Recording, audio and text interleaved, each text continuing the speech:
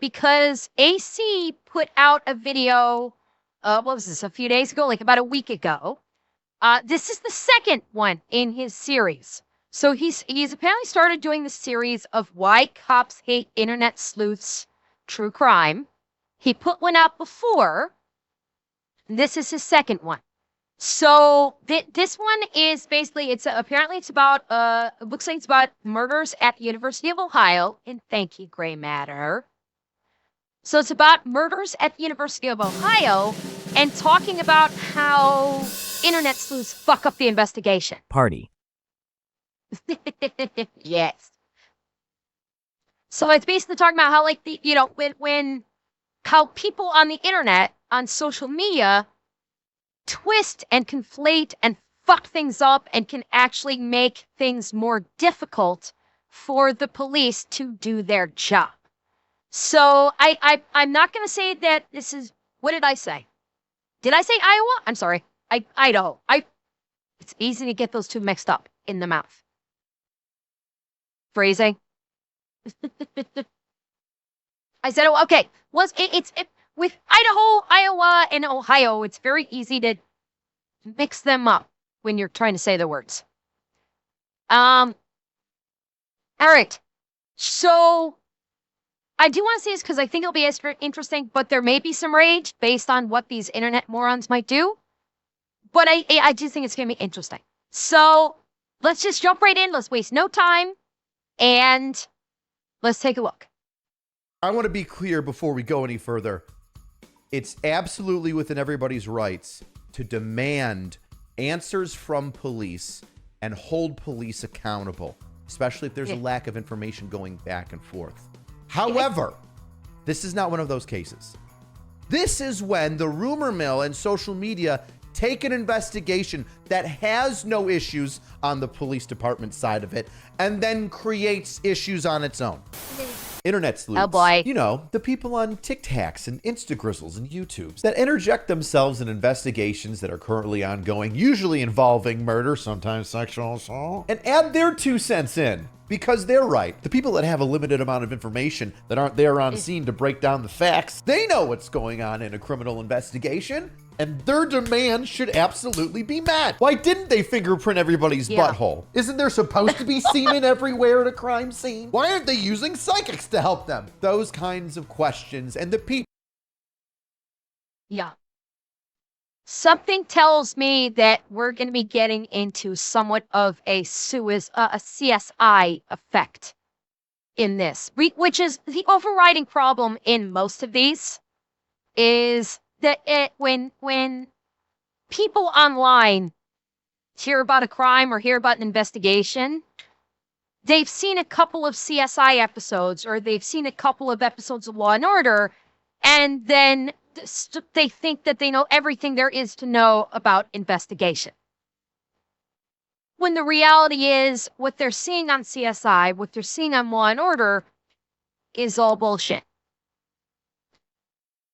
CSI is complete fantasy. Everything you see in CSI is 100% fantasy. It is not in any way, shape, or form how real-life forensics works. Law and Order, they don't show even a tenth of the amount of work that goes into an investigation and goes into preparing a case from cyber prosecution. I suspect we're going to be getting a lot of the CSI effect on this one. People that ask those kinds of questions are who we're going to... They need to call Horatio Kenya. God damn it, I need to get that button on my soundboard again. Talk about today. I previously did one of these breakdowns on the Hotel Cecil and the Elisa Lam controversy. The young woman that likely had a mental episode and accidentally drowned herself on a rooftop water basin in California. Now, Netflix didn't really like that I used some of their clips, and after YouTube removed some portions from my video, the uncut, uncensored, full version is on Pepperbox if you want to check that out. But for now, let's focus on the University of Idaho killings. If you're not familiar with this incident, 4 students from the University of Idaho were killed in November of 2022. The 4 students lived off campus. The majority of them lived on a large 3-story home on King Street with a couple other roommates. 4 young college kids getting murdered just outside a campus is kind of a big deal, and I can understand why the news, the media, and why everybody that's a YouTube sleuther or real crime, true crime, whatever the time, content creator would really want to sink their teeth into a story like this. But just like I said earlier, sometimes people who don't have all the information and make insane demands on the police and those investigating it just jack everything up and make our lives a living hell, which is exactly what happened to the poor people at the University of Idaho and those living in the small town of Moscow. Moscow, Idaho? Really? Moscow? All right. Yeah, but before we go in depth into the investigation and I show you exactly why the internet sleuths are filled with dumb and so frustrating to work around, first, a word from this video's sponsor. Raid Shadow Oh, God, Legends. it's Raid. You know it. I play it. You know I play it. And if you're not playing Raid, then you are already wrong. It's July here in Buffalo, and Raid has already turned up We the thought heat it was gone, with the and new it's Chaos come back. Awakes event. For a limited time, when you log in, you can claim the legendary champion, Lemony the Gold Wing. The perfect champion to push through high-level content. But you need to start logging in before July 31st it's very funny. and for 7 days before August 20th. To claim the champion that breaks through shields. It's okay, and chat. I will ignores protect you defenses. somehow. If you use my link or QR code to download Raid, I'm trying to protect you, chat. I don't know how I can do it. I'm sorry. And once you reach I level will 15, sacrifice you will unlock myself. an extra starter pack with Drake of the Lizardmen faction. I personally like to play Raid Don't Shadow Legends let while my I'm traveling. sacrifice Since it's be available on in PC and mobile, vain. you have the flexibility to play Raid Shadow Legends anywhere. New players can only use one of these codes to unlock a legendary champion to help you on your epic quest, but only for a limited time and only if you use my link or QR code. So This click is the link or Tanashi. use my Doesn't ask code for to your ID. download Raid and get the epic Talia and epic Drake bonus today. Before we get started, so that we're all on the same page, I'm going to give you a quick little breakdown of the beginning of the investigation of the No, God, please, no, no, no, no. the 4 murders that happened at the University of Idaho. The 4 students who lost their lives are Madison Morgan, Kaylee Goncalves, Xana Kernodle, and Xana's boyfriend Ethan Chapin. The 3 girls lived in an apartment with a couple other friends on King Road just off campus of the University of Idaho. Some person or people broke into the home at the late night or early morning after the kids had gone out and partied, stabbed the 4 students to death, and then left. The additional roommates that weren't involved in the murder stayed in bed, a little freaked out, and called a friend over to look through the house because something was going weird and they felt uncomfortable. And one of the boyfriends went upstairs, discovered the 4 victims' bodies, and then told somebody to call 911. Call was made, officers showed up on scene, the scene was cordoned off, and the investigation began. Now, something to keep in mind is Moscow or Moscow, however they say it in Idaho, is that it's a small town. It's just under 27,000 people, and I'm sure that there's an influx of students going to the University of Idaho during those semesters, but otherwise, not a very large police force. Immediately. I mean, Jesus, that, like, the town of Moscow was barely, that's probably barely bigger than the town I used to live in back, one of the towns I used to live in back in Newfoundland. That is tiny. This is the kind of town where everybody probably knows everybody. With it being that small, my guess is for the non-transitory students, my guess is that the population of that town, everyone knew everyone. Just with that singular scene and all the victims, the police force seemed to be overwhelmed, or at least inexperienced to violent crimes in that area. With the murders happening in 2022, I believe the last time that somebody was killed in that town was in 2012. Now, I'm saying this not to try and make the police department seem incompetent. That's not what I'm doing. Oftentimes, when a small town deals with a serious crime, they look for assistance from other departments that are more experienced in these types of investigations. And the police department in Moscow, I would also like to say that I think it also goes beyond experienced, where they look for outside assistance with the investigation. To add on to what Rich is saying, they will look at, for small towns that don't have a lot of experience with like high level with what could consider major crimes. They will also look to a police department that does have experience with major crimes, but that's where I'm going, Revan. They might also look to outside agencies such as other like neighboring large towns or even the state police that have the resources available to properly conduct evidence collection, properly conduct interviews. Like if you have personnel that that specialize in conducting interviews or interrogations. So it's slightly more than what Rich was, what Rich is referring to why someone would go to an outside source. I know, for example, in Illinois, for a lot of the locals, for like the suburban towns outside of Chicago, I do know that if a major crime occurs, such as like a homicide or, maybe even a suicide or,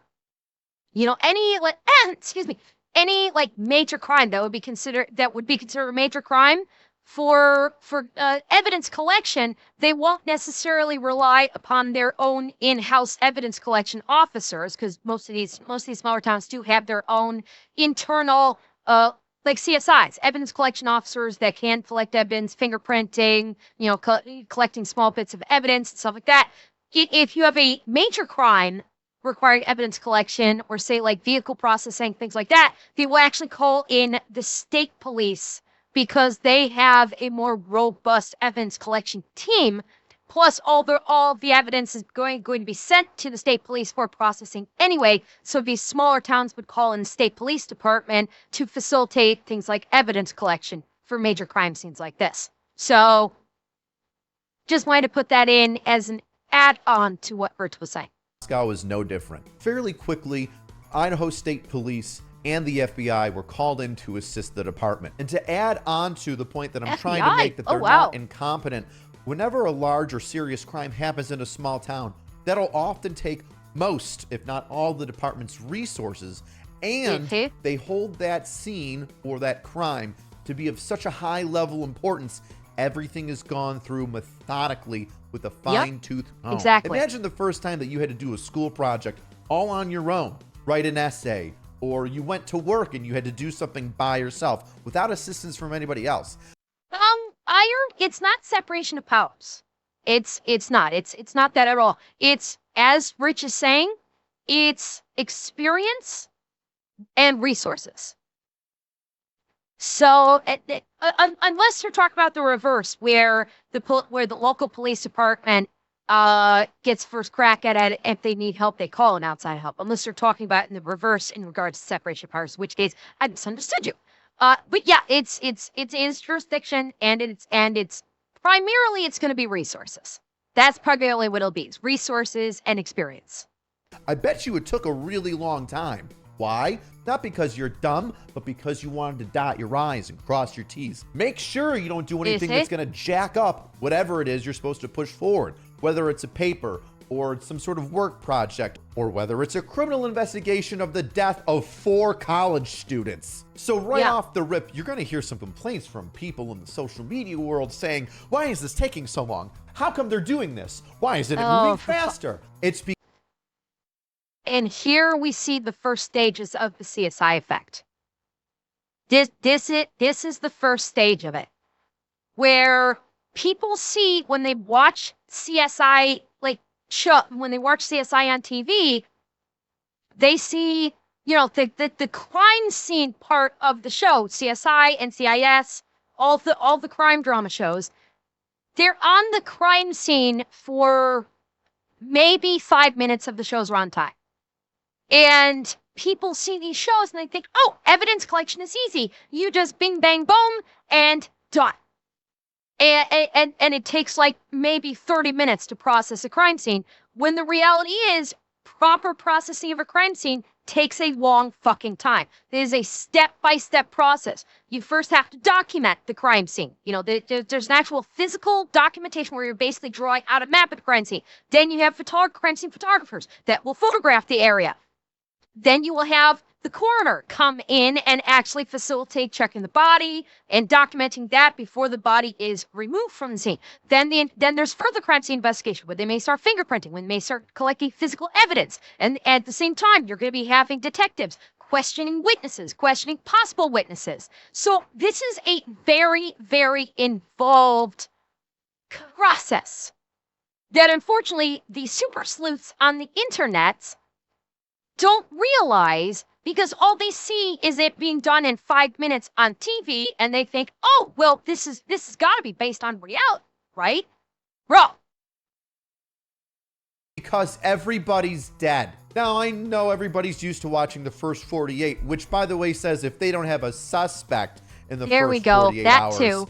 It kind of goes downhill from there. Not did they solve it in 48 hours. And I say this because now, from the perspective of an investigation or the investigator that's going into this scene, or some overt motive as to why these people would die, those 48 hours are gonna go by quick. So you're not on the massive time crunch that maybe the... And by the way, Anonymous Gifter and Kendrak, thank you both for the subs. And Kiana, thank you for the follow also. public or other similar cases might have. So what does that mean? That means... Okay, Jack, to your question, where it says, have there been investigations that takes years? What we're talking about right now is not the overarching investigation. That's not what we're referring to. What we're referring to, what we're talking about right now, is the immediate investigation of the crime scene, not the investigation that continues after the full processing of the immediate crime scene. So it's two different things. So the immediate processing of the crime scene can take 24, possibly 24 plus hours, depending on the extensiveness of the crime scene. The investigation itself can take years. Yes, the detectives that work the case after the crime scene has been, the full processing of the crime scene has been completed. Yes, the detective investigation can absolutely take years. Certainly. But that's something different than what we were just talking about. Or other similar cases might have. So what does that mean? That means slow and steady wins the race. That means cordoning off everything. That means lots of photos. That means limiting people in and out of the crime scene so you're not stepping on a whole bunch of shit. And that also means that your time is valuable. And you need to make sure that everything is done correctly from the jump. This leads to people on scene that get very upset that they're not given information right away. This is an ongoing theme in a lot of investigations, especially... Oh, Goodman? I think we know that one. That's, we covered that. AC covered that. It was the kid that they were at a track meet, and the one kid went over to the opposing team, stood under their canopy. They told him, hey, you need to get out of here. He pulled the knife out of his back. Yeah, Carmelo Anthony. Yeah, we covered that on screen, Goodman. We actually, AC did a video on that. We covered it. It's actually on my YouTube channel if you want to watch it. The ones that make it onto social media. The public, the people that are there, witnesses, victims' families, they are going to be upset that they're not getting more information when they want it in a timely manner that they dictate. Listen, your family members, loved ones, etc., got taken away from you, not on your time, not when you wanted, solving that case, solving the investigation, giving them justice is not going to happen on your time either. Let me rip off that Band-Aid right now. Although you are important, you are not so important that we will throw away an investigation to give you every tidbit of information that you want when you want it. Now, to mention, there are cases like this where perhaps the family members demanding information, maybe they're also a suspect. A lot like the vast majority of crimes, particularly like big crimes, particularly like a homicide like this, typically speaking, is not random. Despite what you see on TV, homicides, typically speaking, are not just random. Typically speaking, the victim knows the suspect. And more often and more frequently than you might realize, the offender might actually be a family member. So that's another thing to consideration for, bystanders, witnesses, victims demanding to want to know information. They also could be considered a suspect depending upon the case. And when it comes for the police, while they will be sympathetic with the family members who are wanting information, their first priority is the case. Their first priority is to bring justice to that victim who has lost their life. And that means going through their process. Different side of the same coin, yes. Departments should keep you abreast as to what's going on with the information that they can give to you. I'm not some heartless animal that's just gonna kick a family who lost a loved one or a victim of a crime aside and say, I'll fill you in when I want to fill you in. No. Yeah. And to that point, this is again another thing that Hollywood has done that has been a great disservice to police. Is how many times have you seen in particularly in movies where a victim's family member contacts the police and says, hey, where are you on the murder of my brother or the murder of my wife? And they treat the cops like they're just kind of blowing off the case. Like, the main character's like, hey, what happened? Where are you at with the murder of my wife or the murder of my daughter?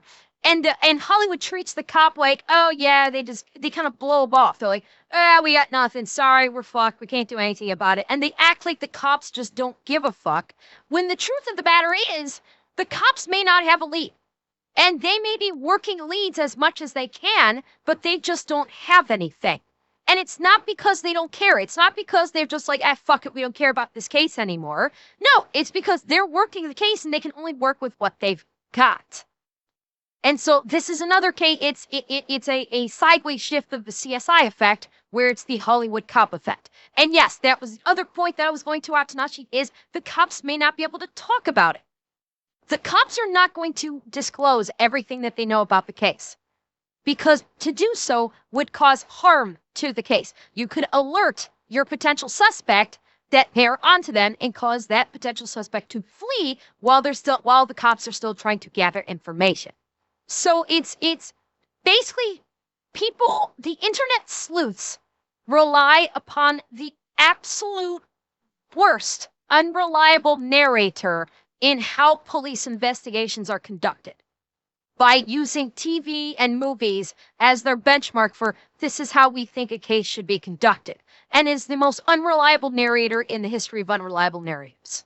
Assaults, sexual assaults, murders, these are very emotionally charged crimes where you have to be aware of the victim and those around the victim and how they can be affected. All right.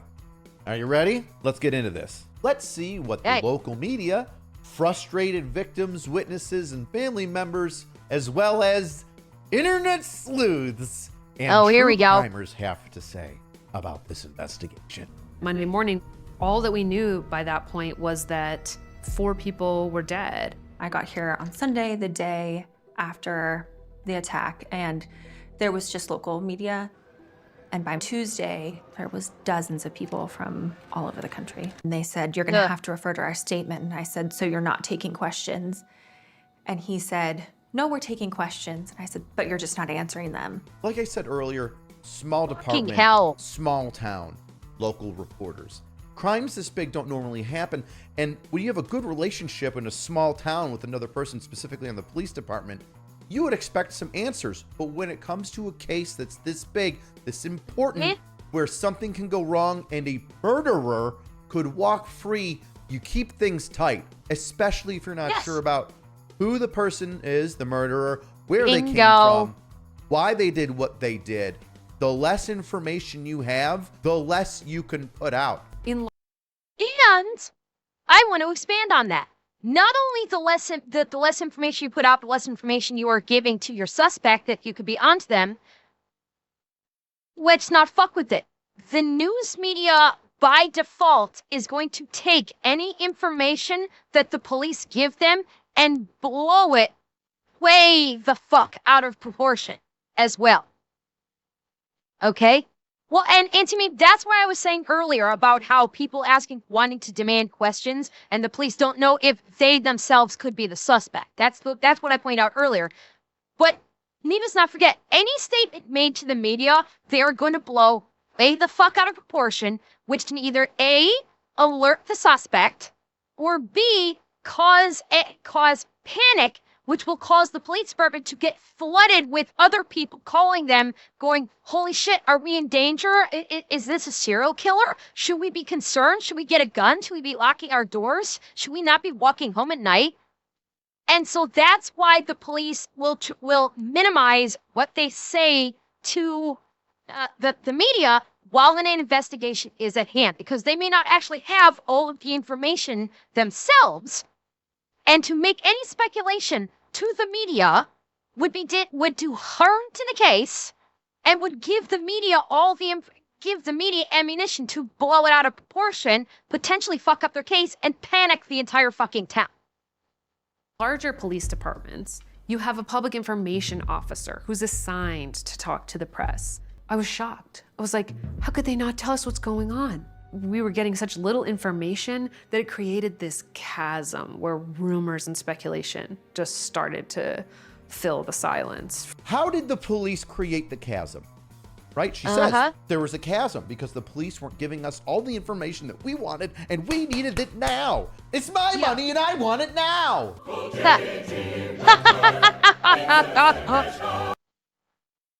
I love that even with something serious like this, AC still injects his little spurts of humor like this.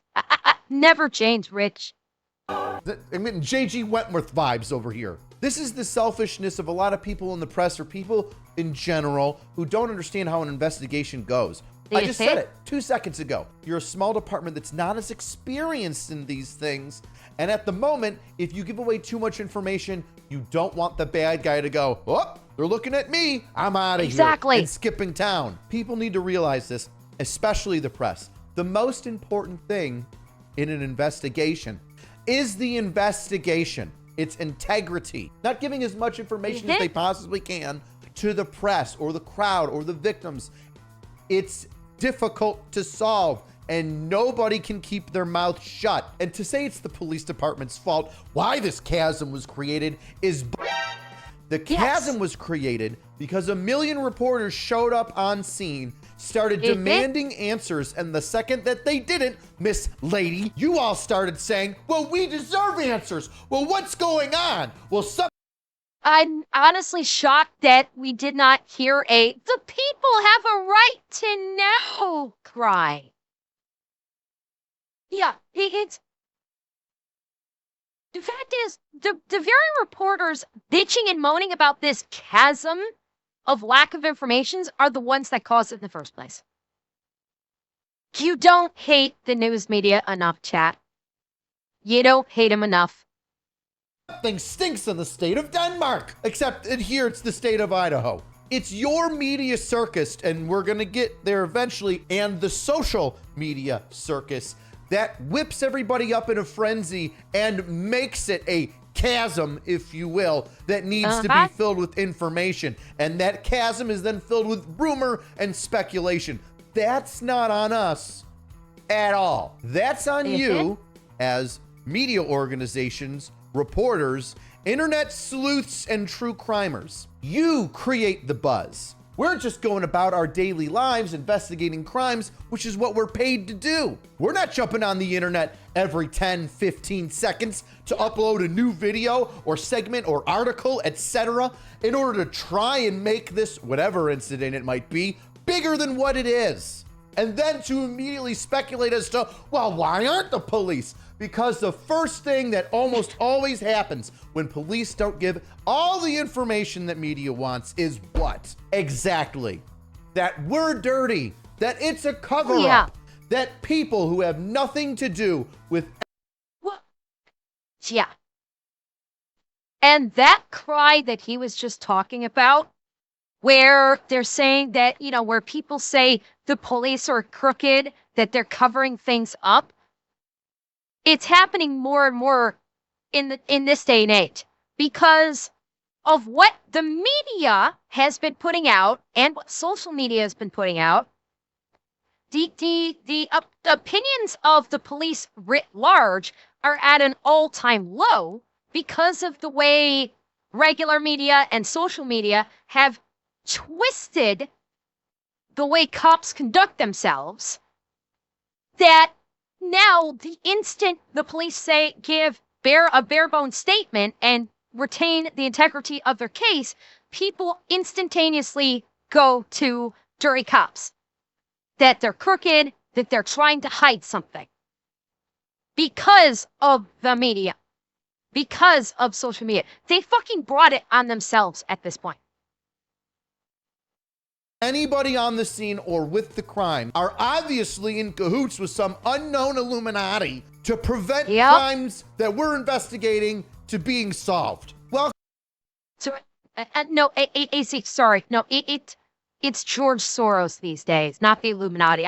You're mixing up your boogeyman. It's okay, I get it, but it's George Soros, not the Illuminati. George Soros actually controls the Illuminati. Didn't you get the memo? Welcome to my TED Talk. People thinking that it was a drug house and that they got murdered because of drugs, and I'm like, what? People said they were doing drugs out of there, like selling drugs out of there, so it was a drug dealer that came. See, oh, even without social media, people around the area who know these kids are already making up rumors and speculating that, oh, this was a party house, so therefore there must be drugs. And Assault Vector Alpha, thank you for the 5 gifted. And by the way, I missed it. Magical Misa and Shinigami, thank you also for the follows. Thank you so much. There's drugs, that means everybody in there is involved, which means they deserved it. They all deserved it. No, shut up. I want to be clear before we go any further. It's absolutely within everybody's rights to demand answers from police and hold police accountable, especially if there's a lack of information going back and forth. However, this is not one of those cases. This is when the rumor mill and social media take an investigation that has no issues on the police department side of it and then creates issues on its own. And there were natural media outlets. I don't want them putting chemicals in the water that turn the freaking frogs gay. Do you understand?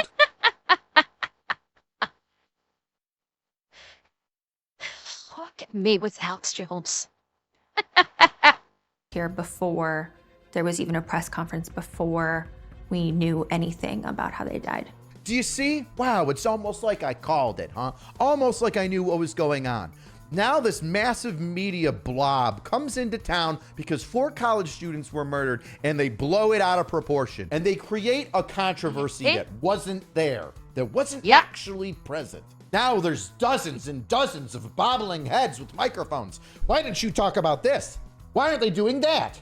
How come we haven't had any answers for who and what's, and are we safe? Residents in Moscow, some people related to the case have been harassed and even followed home by national correspondents. Why are they here? Why do they care what's going on in Moscow, Idaho? Why do they care about what's happening in Moscow, Idaho? Right. Oh, geez. I'm sorry. I thought it wasn't the press's fault. I thought it was the police department that was creating this chasm and this issue here. And yet, here you are sitting on your flat, white ass, wondering why there's such a media buzz about it. Yeah. See how quickly they'll turn around and eat one another. The police are the very convenient initial target, and when the police stonewall you, you turn on the very people that supposedly are trying to get the truth and then go, well, why are you harassing when 5 seconds ago you were all for them harassing the police to try and get information? Do you see where this the disconnect is right here? Yeah, it's they're changing up their scapegoats when it's depending on which way the fucking wind blows. I wonder if the media, of which you're a part of, lady, is the actual problem here. Jesus, you too dumb to look in the mirror, talk about the pot calling the kettle black. I think it's the police fault for bringing all this attention to it. In the same breath, I don't know why there's so many national news media places here stalking these children and making a big deal out of this. Idaho. Does anyone know where they were during that timeline? Like, there's still this big chunk where... As of right now, we've told Moscow PD, Idaho State Police, and the FBI all we know. But that's all I really want to talk about right now because I actually have class here in like 15 minutes. We are 2 full days. Hey. And this is...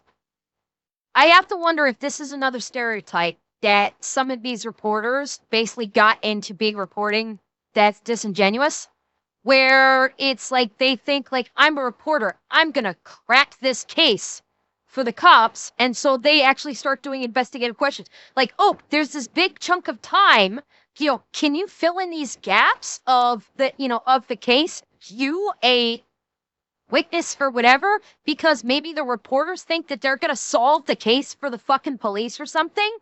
It's fucking stupid as hell. Is after this horrific incident just off campus, and still no news conference from the police. 2 days after the murders, and people are already upset police haven't made some sort of statement. Now, here's the deal, all right? I'm going to be fair here, okay? Police departments need to go out and say out loud, more than a text message, hey, this happened. We're looking into it. This is the very early stages of the investigation. I can't give out any information at this moment because we don't know what may or may not jeopardize the investigation. I can tell you that we are making steps forward, that at this moment, we're not certain if there's an actual threat to the community, although the person is still at large. So we would ask the community to take reasonable steps to ensure their own safety and security. See how I made that up like right now? Sometimes that's all you need. So yeah, okay, police department, we need to get on a little bit sooner than 2 days after. But even then, it's only been 2 days. That's not a... Yeah, I mean, to Rich's point, the majority of the times with most police departments, the statement that he just, you know, basically pulled out of his ass, which was a good statement. What he put together there on the fly was a good statement. Most police departments will usually provide a statement of some sort to the press, typically speaking, within the first several hours. Generally speaking, once the scene is secure, once the investigation is underway, once the, you know, things are in process and at full swing, that's when you will have a representative of the police department go to the press and make a statement very much like what Rich said. Waiting 2 days before even talking to the press to begin with, yeah, that was a little bit too delayed, unfortunately. That was a goof. That was a goof on the part of the Moscow Police Department. But as has been pointed out, small town, they've never really had to deal with this before. So it's honestly a perfectly understandable slip up. And no, Gray Matter, they probably don't. Their quote unquote public affairs officer is probably the fucking chief, or maybe the deputy chief. And so a slip up like this, where they don't like give the press something within like a reasonable first several hours of the investigation taking place, it's understandable.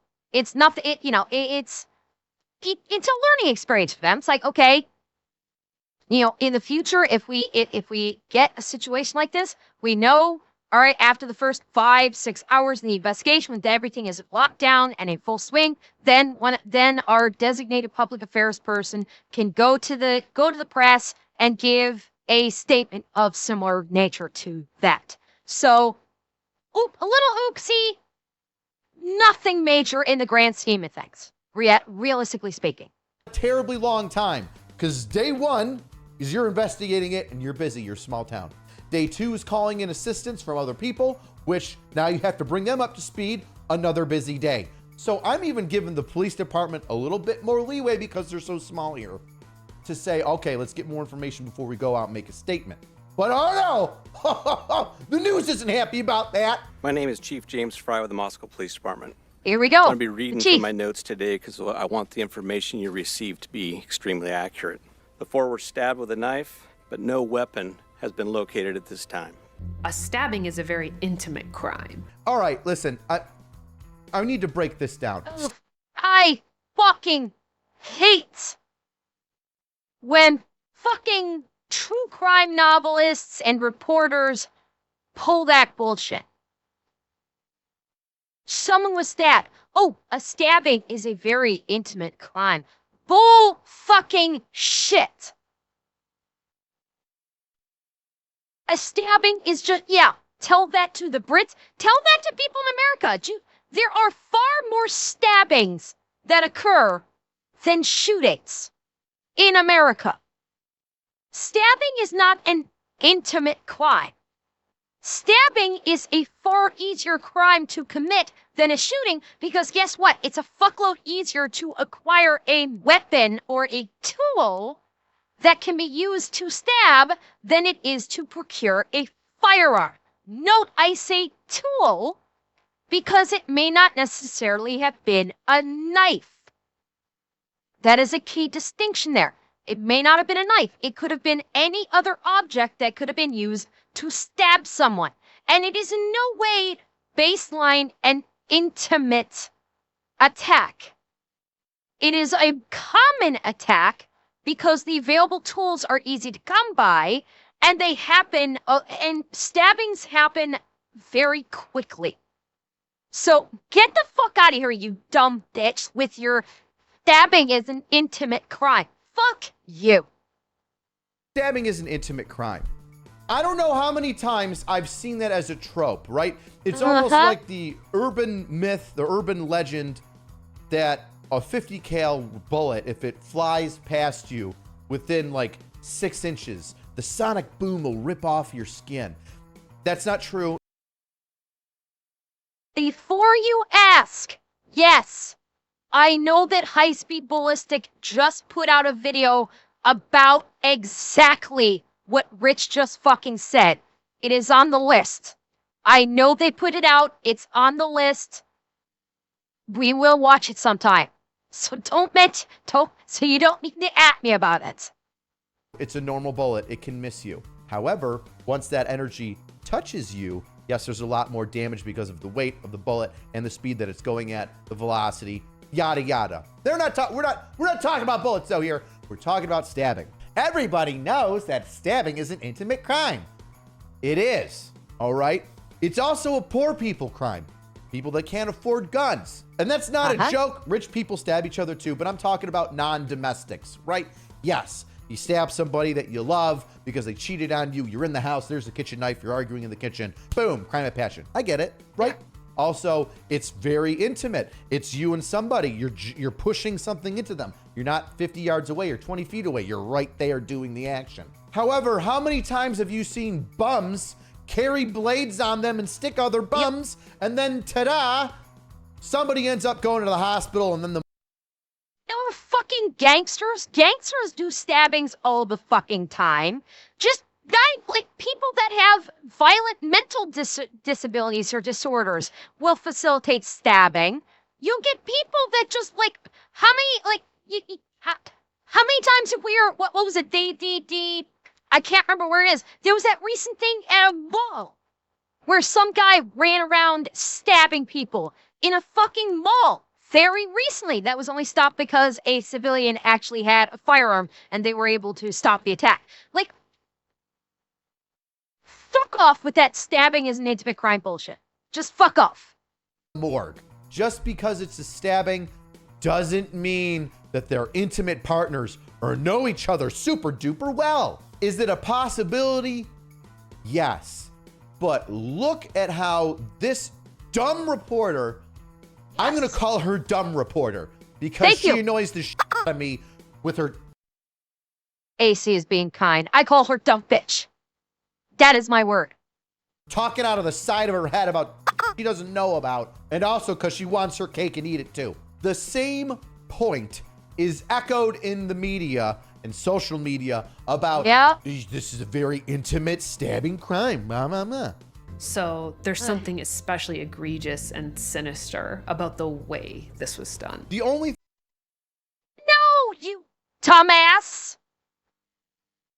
Thousands upon thousands of people get stabbed fatally every fucking day. There's nothing unusually sinister or insidious about a stabbing crime. It happens literally every fucking day, thousands of times a day, for a wide variety of fucking reasons. You have no fucking clue what you're talking about. You're trying to sensationalize it to self-copy. You dumb fuck. Thing I can find when it comes to stabbings and the domestic nature of stabbings is this. 2018 study from the FBI supplementary homicide reports from 2014 to 2016 found that knife homicides, a subset of stabbings, are more likely to involve victims and offenders who are closely related than compared to firearm homicides. It doesn't even say that the majority or a significant majority of stabbings are domestic related, only that stabbing homicides are domestic more so than shooting homicides that are domestic. Because domestic violence cases are indeed typically acts of immediate passion, and more than likely a spouse involved in a domestic violence is going to grab the closest thing to them as a weapon, and that is typically going to be a stabbing weapon versus a firearm. That's why the majority of there are far more domestic violence cases involving a stabbing tool versus a firearm, because it is crime of passion and crime of opportunity. Simple as that.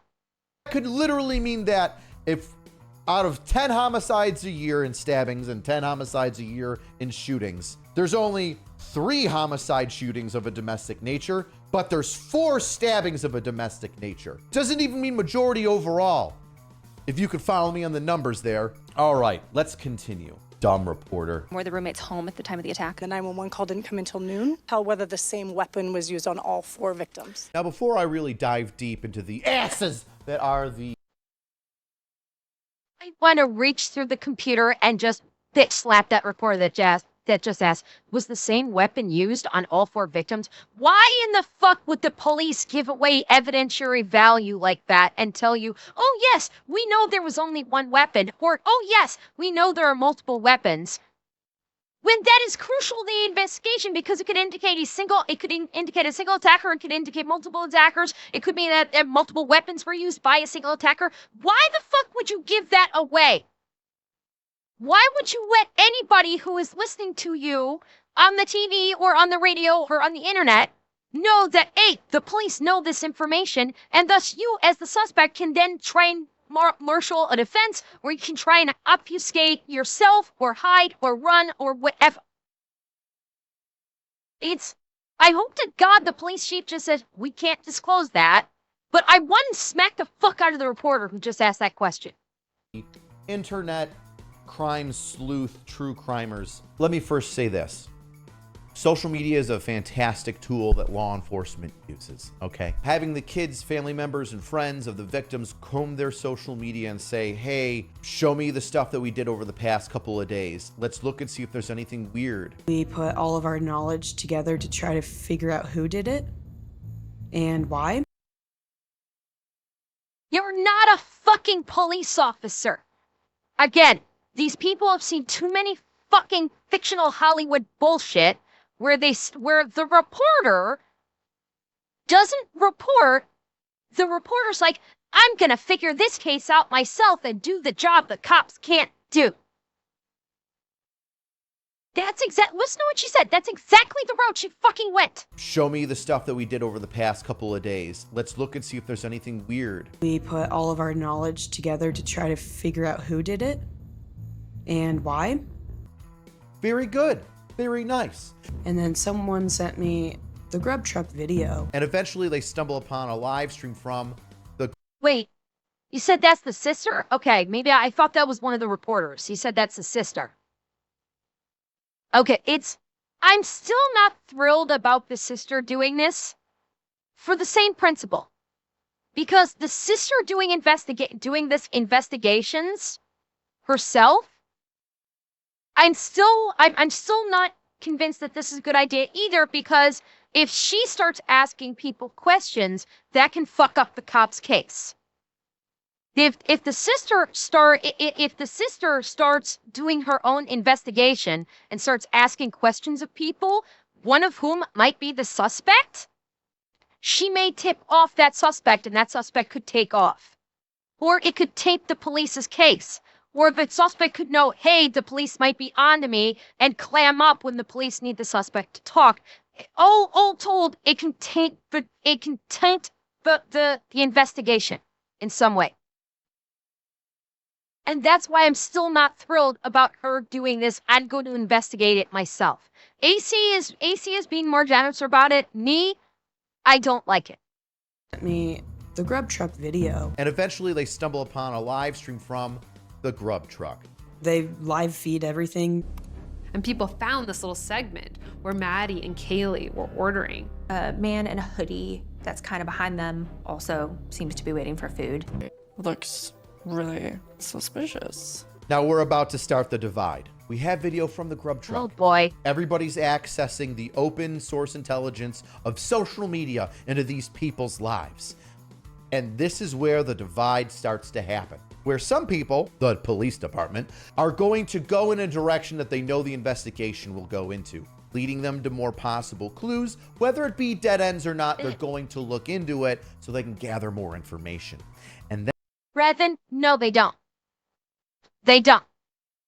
Because because people these days don't think that they are smarter than the police. No, they don't think that the police know this. They are not, they naturally assume we have to know more than the police because the police have not given us any information, because the police have not disclosed details about their investigation that they're keeping close to their chest to maintain the integrity of it, because they have not said anything. These people are thinking, well, of course the police couldn't possibly know about this. They didn't tell us about it. They didn't say that they knew about this. So clearly the police must have no fucking idea about this, so we're gonna do it ourselves. Then there's the internet sleuths, which automatically start placing the blame on random people and ruining lives because, quote unquote, why is he being so sus? The county prosecutor and police say they're combing through the video, trying to identify people with whom they may have come in contact. All right, let's talk. Because some guy in a collective of people standing around happened to be in the vicinity of the sister during a Twitch live stream event, the Grub Hub. They're instantly assuming, because it's cold and he has his hood up, they're automatically going, kinda sussy. What could he possibly be doing?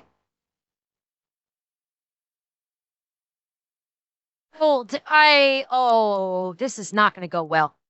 Trying to identify people with whom they may have come in contact. All right, let's talk about Hoodie Guy, okay? Let's talk about chasing the white rabbit. All right, Alice in Wonderland. Hey. Yep. There's a live stream. Hey, there's people hanging out in a very small town. Most of them probably know each other. At a food truck, the only thing that's open late at night. You're going to run into a bunch of people that know one another. Now, immediately people latch on. And in this case, people latch on to Hoodie Guy. There's always a something guy, right? Isn't there in every one of these stupid... Yeah, because in their twisted up fucking brains, nobody can wear a hoodie with the hood up. These people, they watch too much fucking TV. They watch too much fucking TV and they watch too many fucking movies where someone with the hood up is a bad guy. Because I will guarantee you that is what went through their brains. Hood up equals bad guy. Because according to them, no one can ever wear a hoodie and use the hood as it was intended, which is to keep your fucking head warm. Because as you can tell by the photos, it's fucking cold. You have multiple people wearing hats, including this girl who is wearing a knit cap, because it's fucking cold. So God forbid this man use his hooded sweatshirt in the way it was fucking intended by putting the hood up. But I'm guessing the sister, along with every other fuckstick that watched this and saw it, all they thought of was Hollywood, where hood up equals bad guy. You don't hate Hollywood enough for these bullshit stereotypes. There's always a something guy. right? Isn't there? In every one of these stupid little conspiracies or murders or true crime things, there's always the something guy. There's the hoodie guy. There's the mustache guy. There's the sunglasses guy. There's the butt guy. There's so many guys that are just loose strings that they can just chase and play with. Like, why do I have a very sneaking suspicion that Rich investigated and solved the case based on the butt plug? Listen to that again. There's the hoodie guy. There's the mustache guy. There's the sunglasses guy. There's the butt guy. There's so many. Rich solved the case where a butt plug was involved. And that butt plug was Kershaw. I'm calling this right now. That's the only reason why he said there's a butt plug guy. Guys that are just loose strings that they can just chase and play with like a cat, mindlessly following it till its end. And in the end, what is it but just a massive distraction? For all the bullshit, there was a lot of it, that came up about Hoodie Guy. Could you imagine if a police department just stopped everything that they were doing and listened to the internet and decided they were just gonna go full bore into Hoodie Guy? Stop the presses! Everybody stop! Your fingerprint duster! You there! Don't you dust another print! We're going after Hoodie Guy! No, that's not how it works, and thank God, because it's a dead end. Hoodie Guy is a nobody. Nothing to do with this. Now, we know that because we waited a little bit and we didn't jump to conclusions. Now, I will say that Hoodie Guy follows after these two when they walk away. Now, is it like a creepy, I'm going to get these girls? Not really. No. In fact, you can see one of his buddies, the fat guy with the beard, another guy with beard, points and says, hey, those girls that you were talking to are walking off that way. And the dude and Hoodie Guy is like, oh, geez. And he trots over to follow him real quick, probably to ask him for their phone number or some shit. Now, is this somebody that I would look into? Yes. Because they're a homicide suspect? No. Only, mainly at this moment, should anything arise afterwards, sure. But in this moment, it's because he's an individual that we can link to the victims on the night of their deaths. Okay? Yes. Not because he's Hoodie Guy and creepy, but he's around them. He walks to them when they walk away. Not even so much a witness, Anubis. He wouldn't be classified as a witness. He'd be classified as someone that could provide information to assist with the timeline of their movements. So it's not even considering a witness. It's like AC said, he's one of the last people that was in contact with them before they died. I'm not even sure if he could be classified as a person of interest. I think that might actually be elevating him to a status that I don't think it deserves. At this point, he is just a source of information. He's a source of information about, establishing a timeline of where these girls were prior to their death. And that's it. Yeah, so he's basically, he is a person that can facilitate as a point of reference of the time. Turn the corner. This is somebody we can talk to get a better idea of what's going on. Do we think he's a suspect? No. Not unless something happens that would lead us to that, but wait for the internet to internet. There were thousands of posts on TikTok and Twitter. One of the first people that caught my attention is the guy in the food truck video with the hoodie. AI generated. Oh, my sweet fuck. I am so scared for this poor guy in the hoodie. His life is about to be fucking destroyed by this.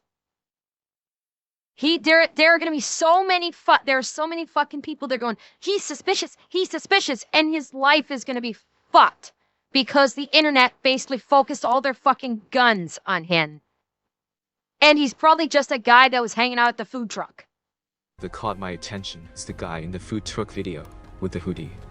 AI generated videos. If you watch an AI generated video, you're an idiot. That's all I'm going to say. Wait, what was that arrow that was pointing? That caught my attention. Oh, that's what it was. Fucking hell. Are you guys seeing that? The AI generated video, they put the hood on fucking backwards. The AI put the hood, it looks like the AI put the hood on backwards or even gave him a second head. Because here's the pockets of his coat. That's supposed to be his head, and it looks like the AI built a second head off of his right shoulder. And this one's backwards. I don't know when this was. This was during when this whole thing went up for grabs. It's the guy in the food truck video with the hoodie. AI generated videos. If you watch... Yeah, and that last one? You notice the last one? The AI generated video covered his face. Kind of. Because in the Twitch stream video we saw, his face was clearly visible, and in this AI generated one, it looks like it covered his face up. AI generated videos. If you watch an AI generated video, you're an idiot. That's all I'm gonna say. Short and sweet. If you enjoy AI created content, you are brain dead. Go read a book and don't procreate until you're done with the final chapter. AI slop getting put out there with the hoodie. And you can tell it's AI because did it cover everyone's face? The final chapter. AI slop getting put out there with the hoodie. That didn't cover everybody's face. It looks like it just covered up his face. It looks like they put, like the AI looks, well, blurred, yes. What I think that is it's the quality of the video is bad, and so this is zoomed in. And I think someone probably tried to do some AI bullshit to clean up his face. And what it did is it put a fucking bandana over his face to make him look like he's suspicious. So I think that's why it looks blurry is because we're seeing a zoomed in segment. And you can tell it's AI because it doesn't even say hoodie right with the hoodie. With the hoodie. With the hoodie. With the hoodie. Get bent. Could have been the food truck guy. I think it could have been the food truck guy. Do you see how dumb following all this bullshit is now? I think it could have been the food truck guy. And look at this freak with the eyeliner. At the food truck, Maddie at some point says F you to him. Does she? We got lip readers now. We got lip readers on TikTok who can read F you to some guy in a hoodie from some live stream that is definitely not 4K. Okay, it's not 4K. It's probably 1K. It's okay at best. All right, but you can read lips, and she's definitely talking to the hoodie guy when she says F you. Definitely, without a doubt. As you put this out on the internet to just stir up more don't listen. Better question. So she says, fuck you to the guy. Does this dumb bitch not know how college people talk? Fuck you is a term of endearment to many college people. Okay? The guy, if she really had said, fuck you, the guy in question could have made a bad joke, and she could have laughingly just went, fuck you, and been laughing about it. Just because someone says, fuck you, does not mean a thing. I say that to you guys when you tell me a really bad joke. And I'm obviously not doing it because I'm actually angry. I'm doing it while I'm laughing. Listen to AI. It's stupid. AI videos are dumb. Don't listen to broads that can't even do their own makeup right. Looking like a Down syndrome Cleopatra with those Egyptian eye bullshit he's got. You can tell these girls just want nothing to do with this guy. They're just bullshit. Atanashi, fuck you! Why do you what? I'm going to hurt you. Around talking to their friends. You're not intentionally ignoring somebody if you're just in a room with 5,000 people. The way this woman says that she's intentionally ignoring hoodie guy. Listen, lady, if I'm in a room with 20 people and I talk to one person, I'm not intentionally ignoring the other 19 people in the room. I'm just focused on one person at the moment whom I'm having a conversation with. Try that next time with your kids, huh? The next time that you're in a room with one of your children and the other one walks in and you don't immediately say hi to them, you're intentionally ignoring them. Child abuse, lock her up. Lock her up based on her own JRC, I hate to disappoint you, but I have doubts that the bad dragon is going to be brought up on this one. I may call some people some names. I suspect I may not be bringing up the bad dragon on this one. This one I don't think will enrage me that much. Although, I've been wrong before, so we will see. Them. Child abuse! Lock her up! Lock her up based on her own statements, Your Honor. And the case really spread in the true crime community. People were able to find his identity pretty quickly and started naming him publicly. Facebook. Oh, fucking hell. I've only seen the gruesome hunting photos. There are 3 knives visible in the photos also, from what I've heard, the guy's lawyered up. This is exactly what I'm talking about. Oh, God, and you're right, it's a fucking Terran! Oh, God damn it. Yeah, it's... this is what I was talking about. Is you're gonna get the internet sleuths that are gonna find out his name, and they're gonna fucking ruin his life.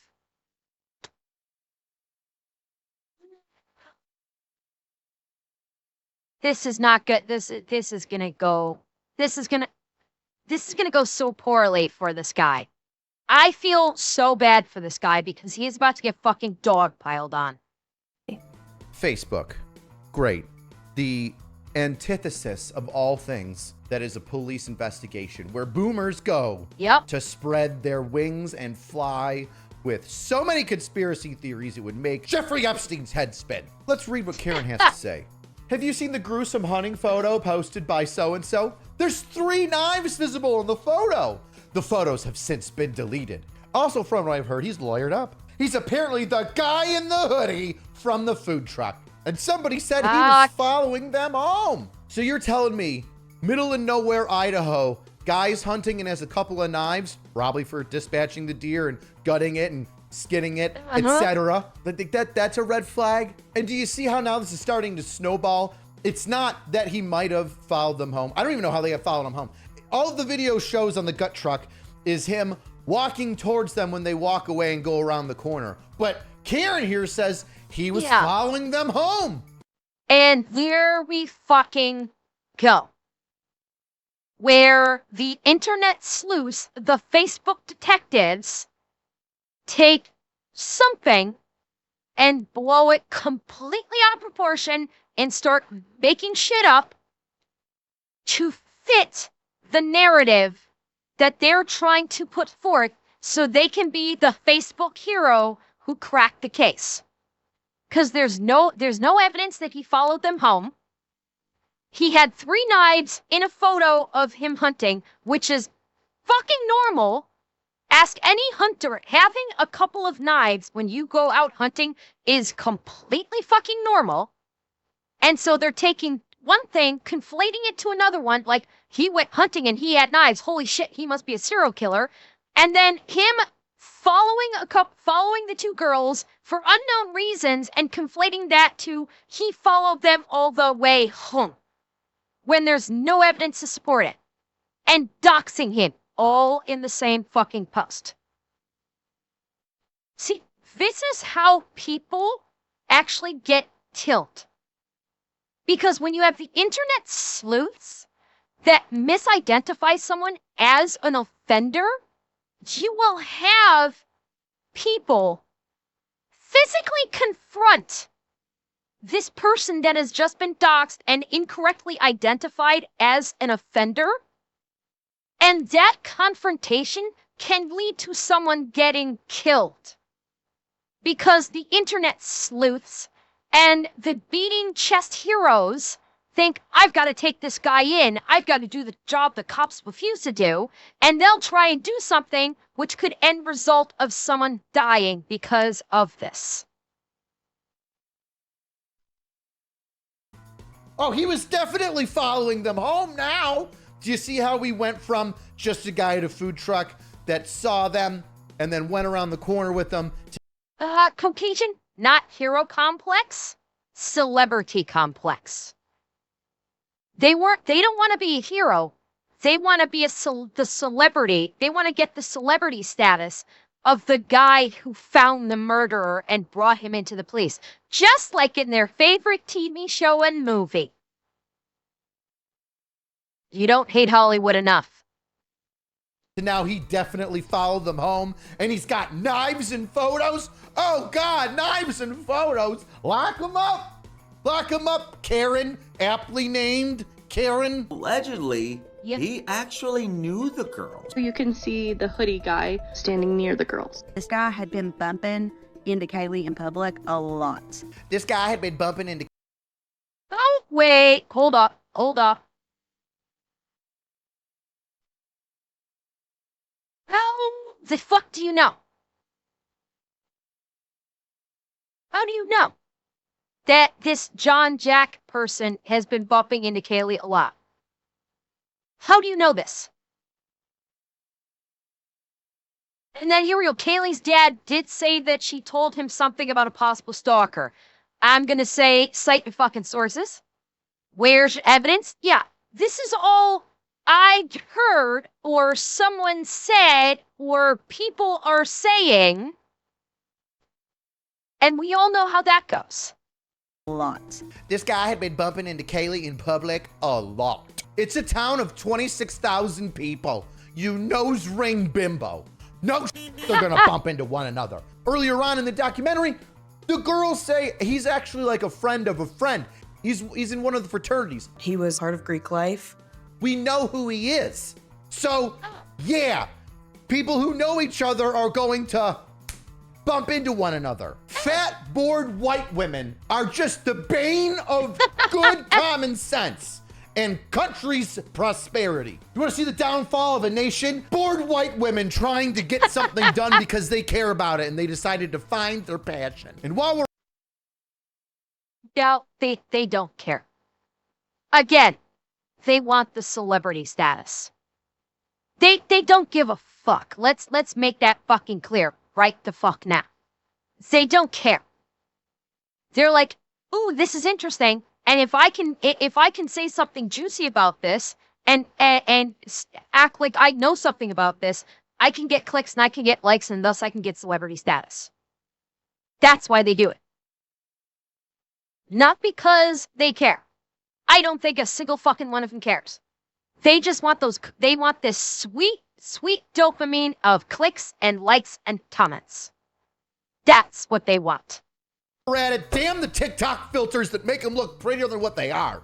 They're cows. They should be looked at as cows. All the rings in their noses are just to lead them away from the buffet. And look at this. Oh my God. Look at the fucking still with the words that she put up in it. Who is food truck guy? John Jack. University of Idaho frat boy, possibly stalker. When did it become a stalker? When did it become possibly? We're just shooting shit out of our ass here. Not realizing that it has an effect on real people or that it has nothing to do with the case because you don't have. They don't care. They don't care that it can affect. See, none of these people knows. None of these people cares that it can affect real people. That thought never enters into their mind.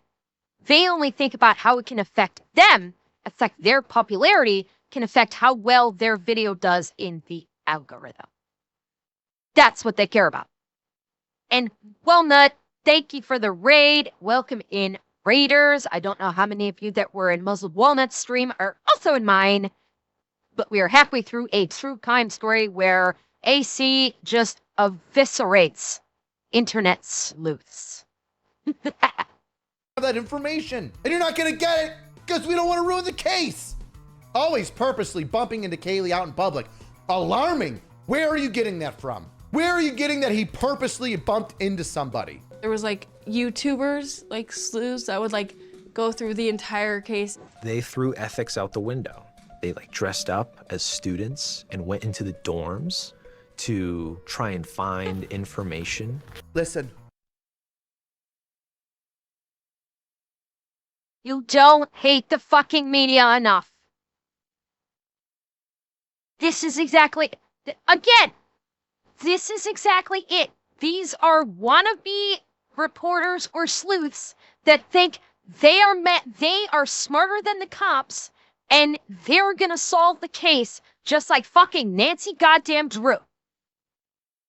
These are people that have seen Nancy Drew or the Hardy Boys way too fucking much and are thinking, I will be the next Nancy Drew or I will be the next fucking Hardy Boys. And I'm going to solve this case because the cops are dumb. No, Mastermind, they're not stalking anybody. They're just impinging upon a police investigation and possibly fucking it up. They would be the stalkers if they were actually following people around the town menacingly. These sleuths, and I use that word with about a truckload of salt, are basically sticking their ass into the investigation and potentially going to be fucking it up because who knows who the fuck they're going to talk to? Who knows if they are going to actually talk to a suspect and tip that suspect off and cause that suspect to run, and now the police have lost their suspect. Because these internet sleuths decide to shove their ass into the case to try and make a name for themselves. I don't think you understand how difficult you're making the investigation when you dress up as students and go into the dorms trying to get more information. Do you know how intimidating that is? Do you know how on edge you're making everybody because now everybody's got to check their six and look over their shoulder because they're afraid some weirdo's going to jump out of somewhere and be like, do you know Kaylee? Did you kill them? How about Hoodie Guy? I heard he's stalking. Stay in your... Not to mention that potential witnesses or people that could potentially give valuable information to the police may think that these fucking internet cockgobblers and part of the police are working with the police, that they're undercover or something. And so now maybe they're going to distrust the police because they thought that these internet sleuths were actually members of the police department conducting their investigation. They're just fucking it up 6 ways to Sunday. Stay in your lane. There is only one spot in that backyard that is dark enough that somebody could have gotten into. Was that window that's missing the screen and had the cinder block underneath it. I'm not trying. How do you know the person snuck in? How do you know? What if the person who committed the crime was invited in? That they were a guest at some point? You're automatically assuming that someone broke into the house with no evidence whatsoever. To say. No, I am going to say it. You showed up days later to a crime scene, the outside of which, and you're just taking photos and zooming in on bricks underneath windows and saying, I think that's where they got into the building. Now, if you could be right. All right, you could be right. That could have been exactly what happened.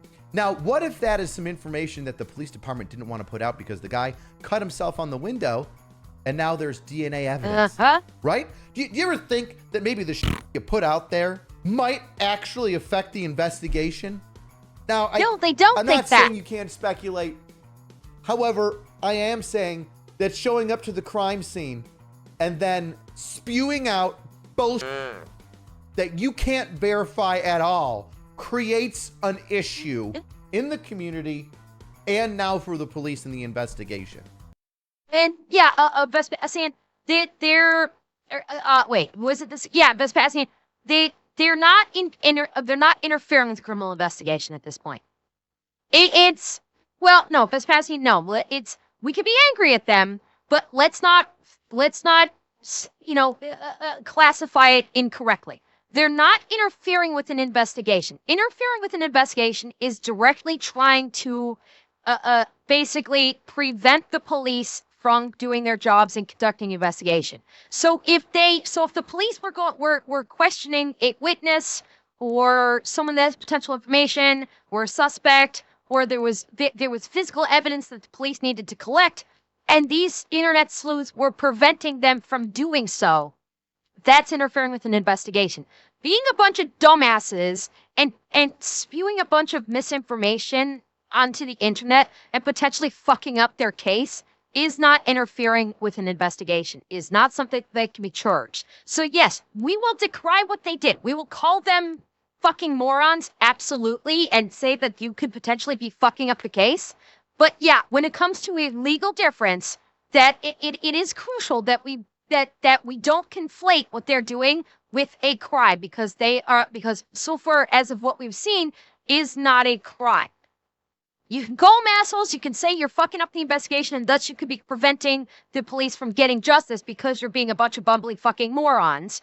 Absolutely, we can and have been saying that. No problem. But from a legal standpoint, nothing anyone has done so far could be construed as a crime, unfortunately.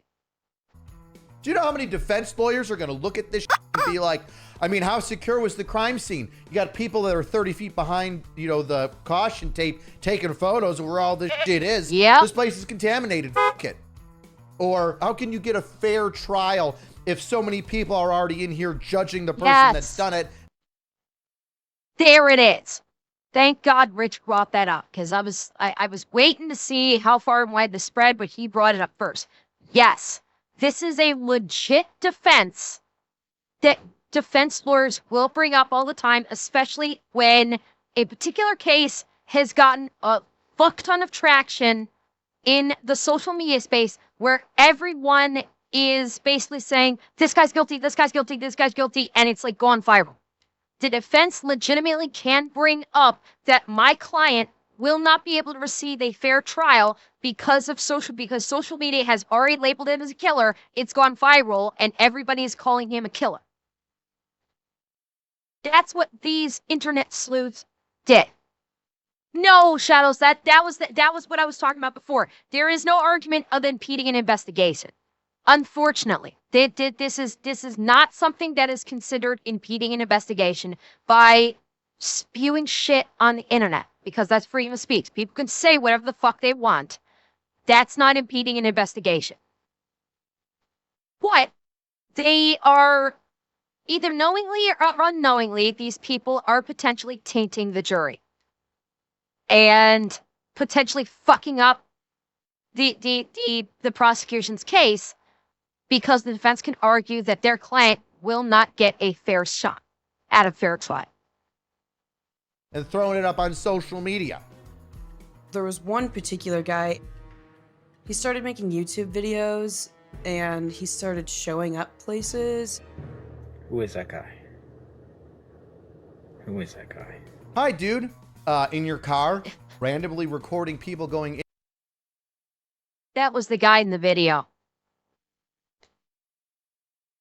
That was the buddy in the video who pointed to the girls, to Hoodie Guy, before Hoodie Guy went to go talk with the girls. That's who that is. He's now putting this guy that's just standing there and putting him on blast. Who is that guy? Hi, dude. Oh, and Young Love, that this piece of shit YouTuber is wearing a hat that says media, pretending like fucking LARPing like he's a journalist. In your car, randomly recording people going in and out of their homes, saying, who's that guy? Who the f are you, guy? You're more suspect than everybody else wearing a hat that says media and just recording yourself with somebody in the background going over to their friend's house. You're definitely. That's as bad as Hassan walking the LA riots with a fucking tactical vest on and a pretend press badge, pretending like he is a member of the press. It's basically the same fucking thing. Definitely not from that community. You're probably driving a car with an out-of-state plate. You're wearing a hat that says media, which media definitely don't do, and you're recording with your camera as people stand outside their houses and you're zooming in on them going, you're suspect as shit, my guy. And this is exactly how I see all of you sleuths. As annoying heads that just want to poke the bear and get their 5 seconds of fame, no matter what the cost or whatever they spew or put out. Literally, the dude is pointing at a chubby guy with a beard going into his friend's house, and he's like, but what is that? What could it mean? Who is that guy? Is he something? That's exactly how we view you. You take nonsensical shit and you try to turn it into something that is all you. You discovered it. You found the thing that has nothing to do with the case whatsoever. You're just making it harder on everybody else that's involved, legitimately involved in the investigation. Because he wants clicks. I feel like I'm going to be repeating this a lot. These people are doing this for the clicks. They're doing it for the views. They're doing it for the likes. They're doing it for the comments. Play that guy 17 million times in a row. Every time some internet sleuth goes, and I think that hoodie guy did not. Or I think that he's suspect because look at how weird he acts. Play that guy right there. He's like, who's this guy? Going into his house. Who's that guy? That's who you are. That is exactly who you are. I'm freaking out.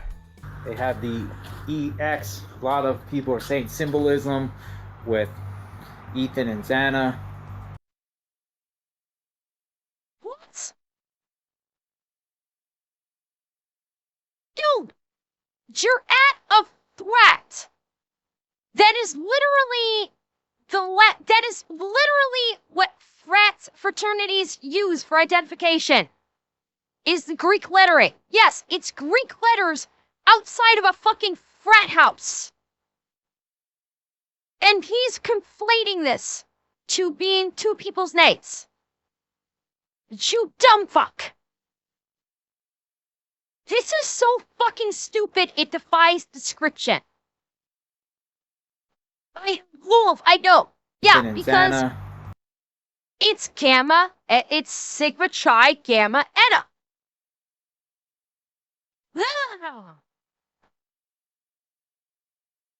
Oh my, and listen to how he conflates it. A lot of people are saying symbolism with Ethan and Xana. Do you see what I mean now? Do you see what I mean about making shit up that has nothing to do with it? Yeah. This guy is implying the fraternity is somehow involved or responsible for the deaths of these 4 kids because they're...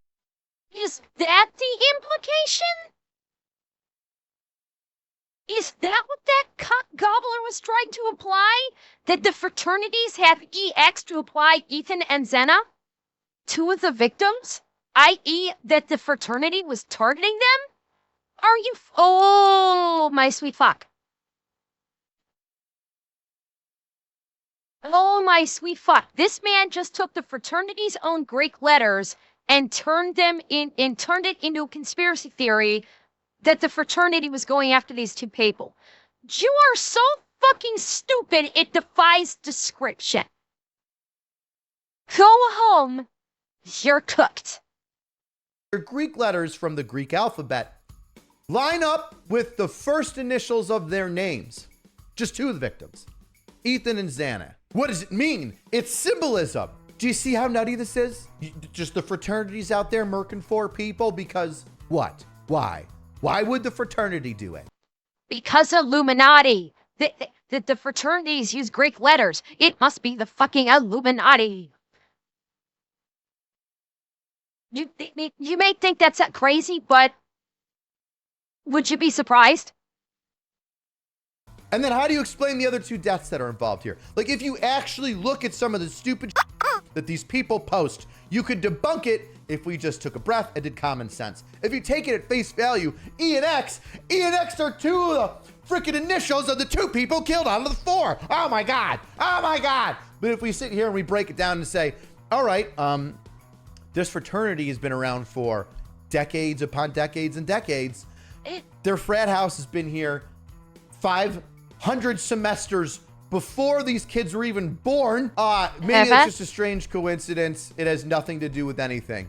Maybe we don't start suggesting, which is exactly what this guy's doing, that the fraternity is somehow involved in the murder. Do you see? Which we all know what that could potentially lead to, where the entire fraternity starts getting harassed, where maybe the school, if this video goes viral, who knows if the school is going to come down on the fraternity and say, listen, our school can't take this kind of heat because your fraternity is being accused of a conspiracy and is bringing a lot of heat on the school, so we're going to have to shut your fucking fraternity down. See, these people don't care that there are consequences to their actions that affect people other than them. Honestly, with people that do this, they need to be dragged into court. The people that, like the guy that's saying like, ooh, EX, it's Ethan and Xana. Oh, there's symbology going on. Could it be something? Those people need to get their asses dragged in front of a judge to explain themselves as to why they are smearing a fraternity and trying to claim there's some kind of conspiracy theory that the fraternity was involved in the deaths of students with zero information other than some bullshit symbology theory. That will get people to start shutting the fuck up real quick if they have to explain their actions about their inflammatory statements that have had absolutely zero basis whatsoever, zero evidence to back it up, and it's basically pulling shit out of their ass. Explain that to a judge. Have them, force them to go in front of a judge and have them explain why they should be allowed to speak on this case.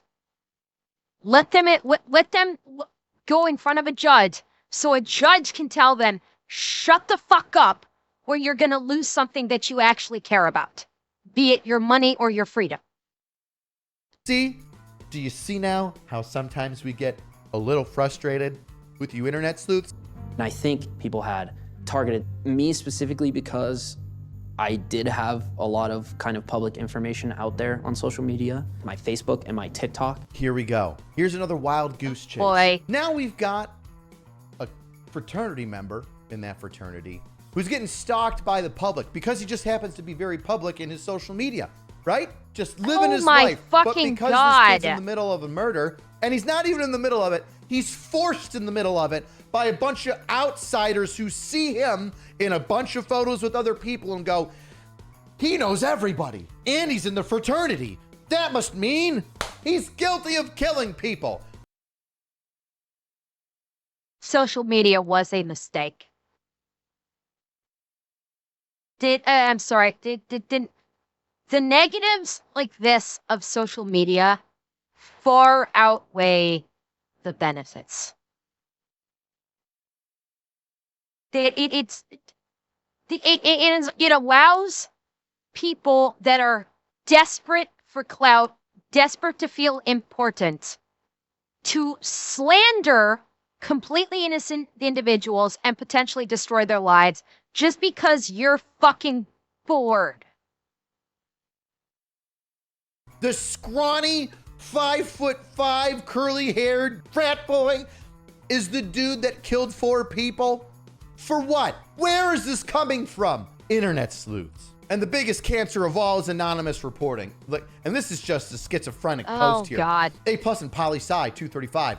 What does that have to do with anything? Your Catholic homeboy playing white super lame and is the alibi for his boyfriend blank killed all of them while somebody stood by in the area. Lacrosse and wrestling for blank with his K-bar. What's that? I don't even know if that's a sentence. The knife is in Garden City. What does that even mean? Who's Garden City? Fuck? Where's Garden City? I mean, it's show.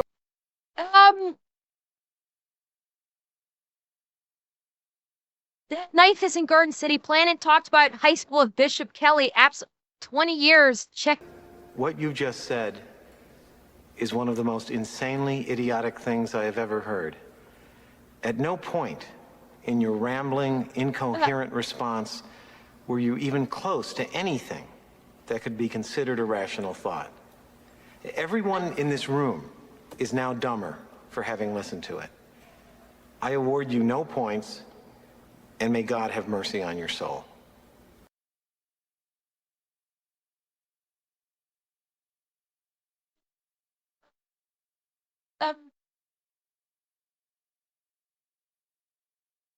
Bring her and confused. System shutting down. I'm sad.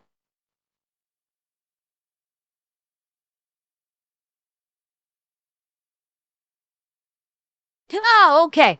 I'm back. Oh my God.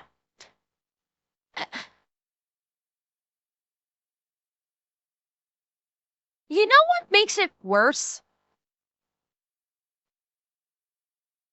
There's zero sentence structure in this. That's what hurt my brain the most, is trying to read this and actually make sense of any of it. Like, that hurt my fucking brain. Is just trying to read this sentence. Is in Garden City. What does that even mean? Who's Garden City? Where's Garden City? I mean, it's showing 4 comments and 0 upvotes, so obviously people see this as crazy, but it's not that crazy when 1,000+ different accounts on TikTok, Twitter, and everything else are blowing up this kid just because he happens to be in the same fraternity. This guy's not even Hoodie Guy. I thought it was Hoodie Guy 2 days ago. Somebody had sent a photo of my house, the cars that we drove, the places of employment of my parents. Now people know my address and saying I have something to do with it. And now you have this kid getting stalked by random people on the internet. Oh, God, this poor Listen, you kid. gotta be careful what you put out there on the internet. Frankly, I wish nobody would be careful because it makes it easier for me to find you when you put everything out there and you commit a crime. But when you're a normal kid and you put everything out there, the internet and its disgusting psychos will comb through every photo and see if they can't find one license plate, and then boom, there you are. House, phone number, vehicle and registration. Everybody knows where to find you now. Doxing. That's what we do now, internet sleuths. We see a dude that happens to be in the same fraternity as the guy that gets murdered, and now we're doxing him. Good job. Great job. That's what they do. Great job, internet sleuths. Let's say that he was the killer, right?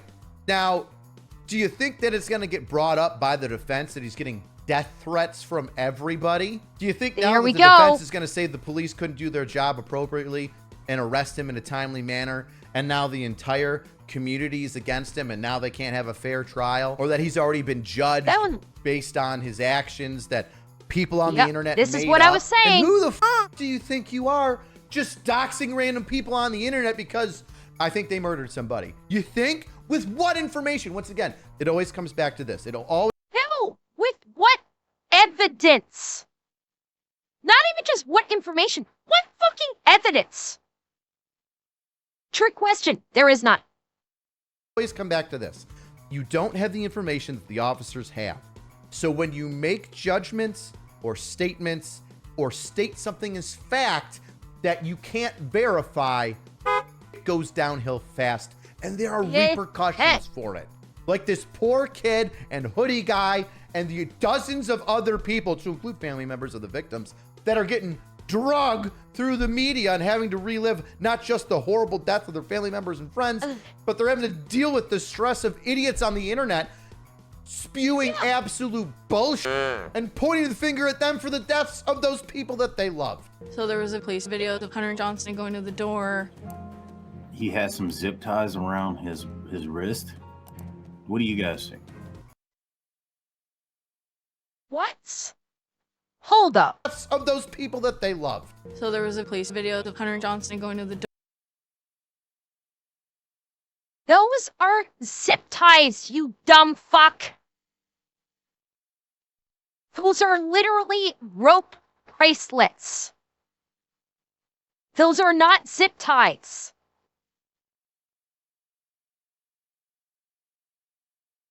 How in the holiest of fuck did you ever get that these are zip ties? Where the fuck did you get this? And going to the door. He had... Yeah, right here. Hold up. That's not a zip tie. That's literal a rope bracelet. He had some zip ties around his wrist. What do you guys think? Now, the Freedom of Information Act is fantastic. The Freedom of Information Act FOIA. By the way, hang on. Some zip. Daniel J., fuck you, you cut-gobbling idiot. Stop trying to pretend to be an investigator. You suck at it. Literally, I saw the image for 1 second before you said something, and I knew it wasn't zip ties. To quote Under Siege 2, assumption is the mother of all fuck-ups. Pretty sure that expression came out well before Under Siege 2. Yeah, we all saw that. We got like a glimpse of this. We got a glimpse of his wristbands, or of his bracelets. Like a glimpse, a 1 second fucking glimpse. And we knew they were not zip ties. You dumb fuck, where are you getting that these are zip ties? You dumbass. Ties around his of Information Act, FOIA, allows people to request police documents, and also other documents. It's not just police, right? It's government documents, so that they can get a better understanding of what went on. But what do internet sleuths do? They get FOIA requests. They send them to the police station, and they look over every body cam incident that's ever happened at that address. Well, what do they get? You're gonna get something. Most likely, I can't. Just about every house in a city, especially one that's got a bunch of college kids, is gonna have some sort of police interaction. But what do these internet sleuths do? Police interaction means guilt. Because they got stopped at a traffic stop, or because they had a loud noise complaint, they opened up the door, they're guilty. Or because they have a zip tie. Correlation does not equal causation, you numbnuts. That is a pretty basic fucking principle. Oh, my sweet fuck. These people need to get the fuck off the internet. That's what this boils down to. They need to get off the fucking internet and don't touch grass. Because since they live their lives on the internet, they don't understand how people work. That's what it boils down to. These individuals do not know how fucking people work because they spend their entire lives online and they don't go outside and touch fucking grass. Oh, sweet fuck. Chat, give me 1 second. I need to go use the bathroom. I will be right back. Okay, I am back. Shall we continue? We've got about 10 minutes left. Shall we continue? Eye on their wrist. Wait, what TTS? Was there a TTS that I missed? Hang on. Okay. Oh, the no intelligent life one? Okay. I was not, hang on. I must play it again, because I was not here for it. Ah, fuck. I was not here for it, so let me play it again, so I can actually see it. And there seems to be no sign of intelligent life anywhere.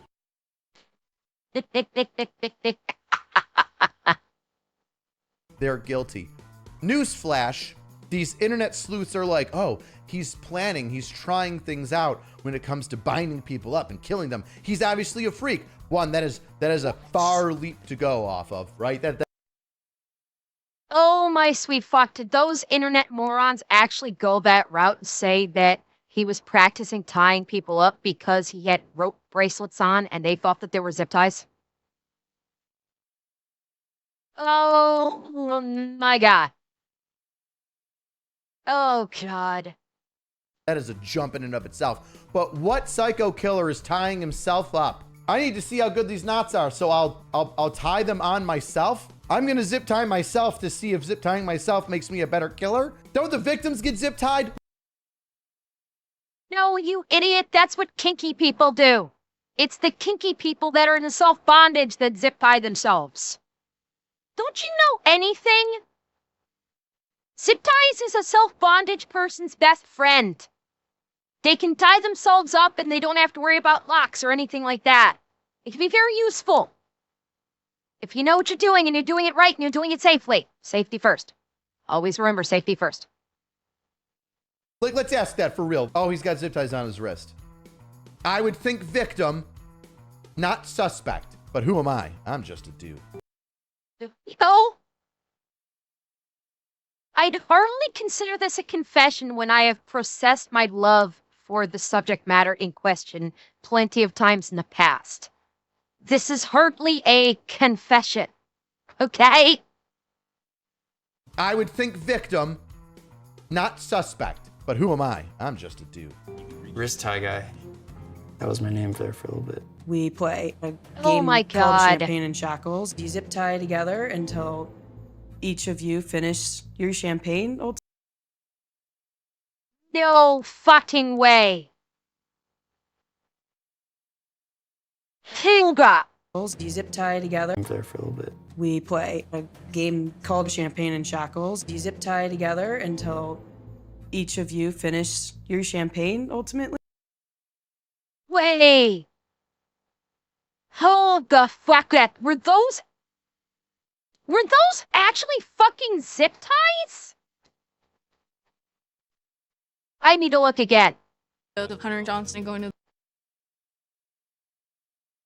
Son of a bitch.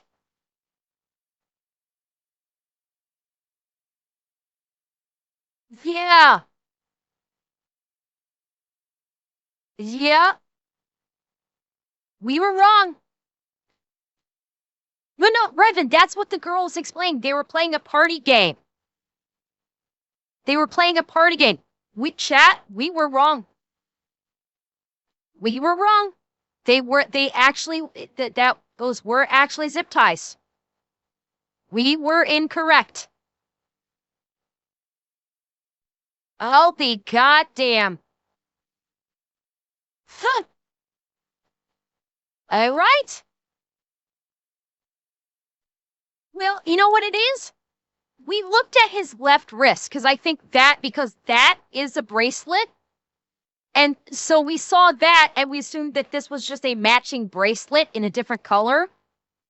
But he was actually zip tied probably to another girl and they were drinking champagne as part of a party game. I'll get back to the part where she explains it. That's why we thought that this was a bracelet, because that's the black one is a bracelet, but that is not. Let me get back to where she explains the game. That was my name there for a little bit. We play a game called Champagne and Shackles. You zip tie together until each of you finish your champagne, ultimately. That's how it all began. Sources are claiming that Ethan Chapin's best friend, who was there and preventing the other friends from entering the room, he checked Ethan's pulse and he was the one to call 911. So here's another Where are you getting this from? God damn, I hate these people. God, I hate these people. They're just pulling shit out of their ass for clout. Popular thing that internet sleuths like to do. Did you discover the body? Automatic suspect. Listen, do you not think that police are going to ask questions, gather DNA, and talk to the individuals that find the bodies of their friends? Do you not think that they're like, okay, it is a possibility? Are we that dumb to you? Now, I will say, it's yes, the police are that dumb to them. That's not saying that the police are dumb, but to them, they are that dumb. These are people that every single one of these internet sleuths are self-professed geniuses. They all think that the cops are nothing but a bunch of bumbling fucking Keystone cops that don't know their ass from a hole in the ground. And they are so much smarter than the police. And they're going to crack this case because they are smart.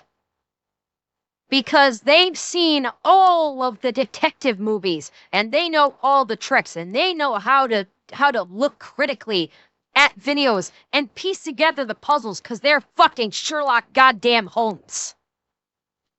So yes, they do think the cops are stupid. They all do. Extremely rare for the person to find the dead body and do the 911 call to be the murderer. Go ahead and Google that for me. Google that for me real quick while we let the internet sleuths think through their... because that's where their brain is.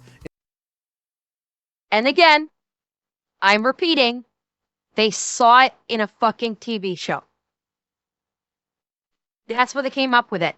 Because how many of the crime drama TV shows, the bad guy is the one, like, the bad guy is super smart, and they kill the victim, they fuck with the crime scene to cover their tracks, and then they call 911 and say, "Oh my God, so and so was murdered. Please send help immediately." They're getting it from fucking TV. That's where they're getting that. That's where they're coming up with this theory. Fucking television. In their ass. How many homicides have had the actual suspect, the murderer, discover true DK and they call cannot 911 on the body that was found? A very, very minuscule percentage. Now, just because it's never zero, right? We know that. So the police are going to do their due diligence. But Do you really think that's what happened? The two girls that lived in the basement called their two friends over, who just so happened to be the two people that murdered the people upstairs, and then they go upstairs and see the 4 people dead, and then they call 911? If it was really them, you think they wouldn't just go and kill the 2 kids that were in the basement? Oh my God, I'm starting to spiral. Now I'm making bullshit claims up like them sleuthers. But the blame... Not even forensic files, Bob. No, it happened 5 times on CSI. So that means it happens all the time. That's what it is. 5 times on CSI equals a high percentage of reality. I trust the word of a talking ostrich before trusting the word of these bored wine bitches. Game's not over, because now we gotta blame the victims. That's one thing that the internet loves doing, is blaming the victims. Oh, people fuck me. that lost loved ones, right? Now we've got to turn our focus on the 2 roommates, Dylan and Bethany, who were downstairs and didn't really hear anything go on and were somehow spared. It's their fault now. You mean to tell me that Dylan, she didn't hear someone walking up and down those stairs? They didn't hear it. They didn't wake up in time. They didn't call 911 fast enough. So they must be the killers, right? Because it's always the inside person. It's always got to be the roommate that didn't hear what happened, so that means they're in on it, and they must actually be the killers, right? Right? When they were scared in their rooms because they thought that something wrong had happened, that they somehow are responsible now for the deaths of their 4 friends. Good job. Good job, internet sleuths. You could sleep through your sleep apnea machine, and yet you're somehow confused from the whir of oxygen getting shoved up your fat nose, that you would question 2 girls who fell asleep and just didn't wake up or know what was going on when their friends were getting stabbed. There's no gunshots. I may not have a brain, it's just gentlemen, steps. but I have an idea. I don't want to know what that idea is, Bob. You keep that idea well in that gelatinous cavity that you call a head. Please. Only bad things will come from your idea. Wake up or know what was going on when their friends were getting stabbed. There's no gunshots. It's just stab, stab, stab. Then your air's gone because your lungs are all punctured, or you're dying. Yes. Key point of fucking note. How many of you guys have heard the story about Christopher Lee schooling Peter Jackson on what it's like to get stabbed? During the filming of Return of the King, when Wormtongue stabs Saruman, and Peter Jackson's telling him, "Oh, when you get stabbed, you have to go ah!" And Christopher Lee goes, "Peter, have you ever been stabbed?" And Peter says, "No." And Christopher Lee goes, "I have. You don't scream when you get stabbed. You go, and you lose all of your breath. The air is knocked from your lungs." Hell, internet sleuths. If you're on the internet so goddamn much, how come you didn't know about that little fucking tidbit? Huh? Diaphragm's sliced open. Now you can't scream or do nothing. You just hear a... I wonder what that was. Oh, that was the sound of you now being guilty of murder because you didn't wake up and go and investigate what the sound was. Could you imagine if the girls that woke up and investigated what the sound was when a guy who just stabbed 4 of his friends are walking by them?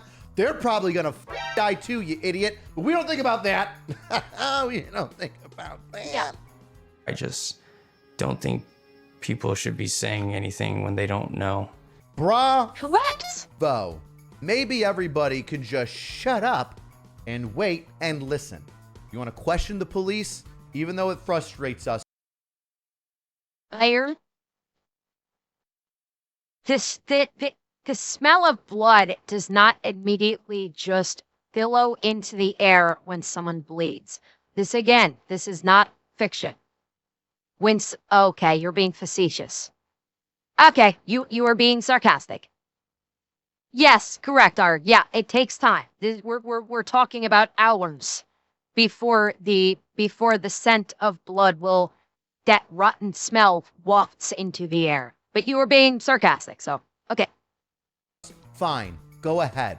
But what you shouldn't do is start ruining the lives of random people because you got a hunch from absolutely no facts that they might have committed the murder, and now you're going to go after them. How many guys do we have now, huh? We've got hoodie guy, we've got frat guy, we've got handcuff guy, we've got handcuff guy's girlfriend, we've got 2 friends that live there that were luckily spared from being murdered, but now it's somehow their fault. We've gone through 6 people that should have caused this murder.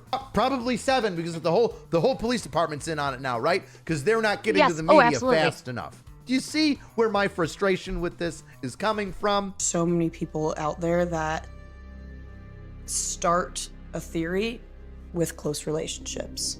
That's an easy way to go about any theory. People always suspect the boyfriend. Oh, I spoke too soon. There's another one. It's one of the victim's boyfriends. Oh, He's at fault now because he was there or wasn't there. Or he doesn't have enough social media, so he's a psycho. Or he's got too much social media, and now we know that he's got a photo of a knife or a butt plug somewhere, and now he's at fault. God damn it, Rich, twice now with the butt plugs. Rich, what is your history with butt plugs? I'm not judging. They can be fun. I'm just curious. Would you care to share? I'm all ears. So we should terrorize him after he lost his girlfriend. There we go. There's the internet sleuth community again, knocking it out of the park. We were all scared that we were being stalked, even if we didn't realize we were, by social media sleuths. The murders occurred in the early morning of November 13th. No, Leo, I am press not. Conference. All the social media sleuths, the badgering of people that lost their family members. Guess how long that took? 3 weeks? A month? 2 months? 6 days? 7 days if you want to round up. Because on the 20th of November, the police chief of Moscow, Idaho, comes up and does a press conference to say, holy shit, you retards are really up. And I've got to address it now. Police investigators, internet sleuths. Accurate. Finally accurate. You retards are really up. And I've got to address it now because of the amount of bullshit that he's got to deal with. And this is my major point that I want you to get out of this video. And this is another thing. I don't know if Rich is going to bring it up or not. But when the internet sleuths do this and stir up so much shit, police departments can start getting pressure from the top down that you need to do something with this investigation. You need to find a suspect. You're not working hard enough. And when you put this undue amount of pressure on the investigators, then the potential for them to make an error because they're getting so much pressure from above increases. And the goal of a police investigation should be that they perform this investigation well, calmly, and rationally. And they can't do that when they have upper echelon breathing down their fucking neck. Be the police chief, the mayor, the state's attorney, whomever. When you've got them breathing down their fucking neck going, look, we're catching a lot of heat. We got all this press shit. We got all these internet sleuths that are fucking throwing videos up all over the place, and all the townspeople are getting all over us about it. We need something to give them. This is how fucking mistakes get made. And this is how investigations can tank because of these investigations. Today. Not that I hate all internet sleuths, although the majority of you are annoying as shit and retarded. That when a mass amount of people decide to create some bullshit and feel like they want to be the center of attention and just throw out hypotheses and bullshit and theories without saying that they're just that and stating things, ideas, perception as if they're fact. You remove police officers from doing their actual job. Yes. And that is why what Rich just said, that is exactly why whenever we have discussed whenever we have talked about cases or incidents on the stream, and there are no facts to accompany them, That is why I am always very specific when I say we don't know. This is opinion or this is supposition. It's why I am always very, very fucking clear about that. Where I say we don't know and this is purely speculative. That is why I preface things with that. It is speculative, this is supposition, this is opinion, because we don't know, and I qualify it by saying I could very well be completely wrong about this. That shit is important.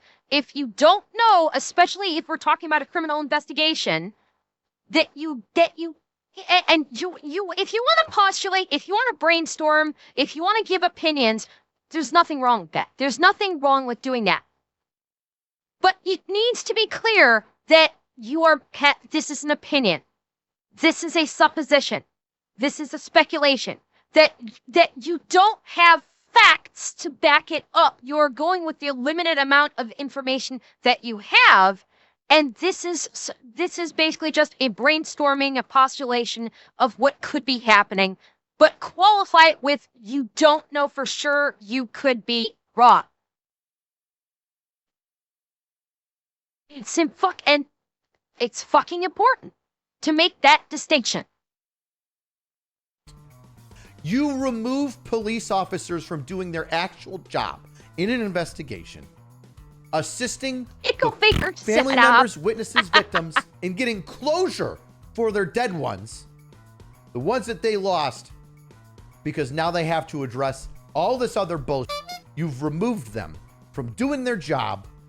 Yep. And now they've got to come and talk to you about what you did because you didn't get your tummy rubbed by your dad when you were 5 years old and you need to be the center of attention. Let's talk to the commish. Hey, Chief, what's going on?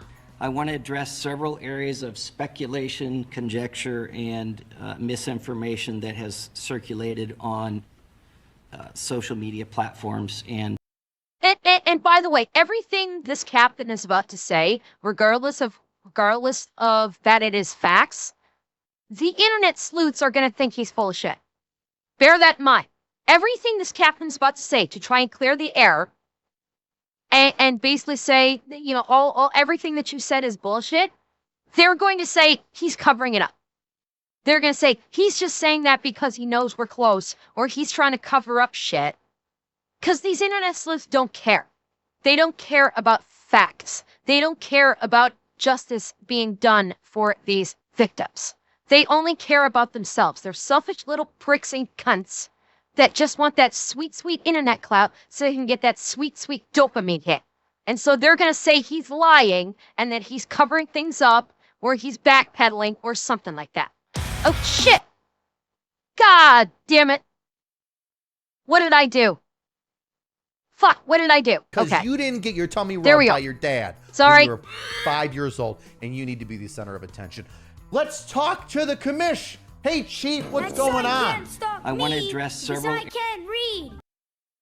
areas of speculation, conjecture, and misinformation that has circulated on social media platforms and otherwise. The community, in part because of the speculation online, was grateful that police were clearing these people who were being targeted or doxxed online. Boom!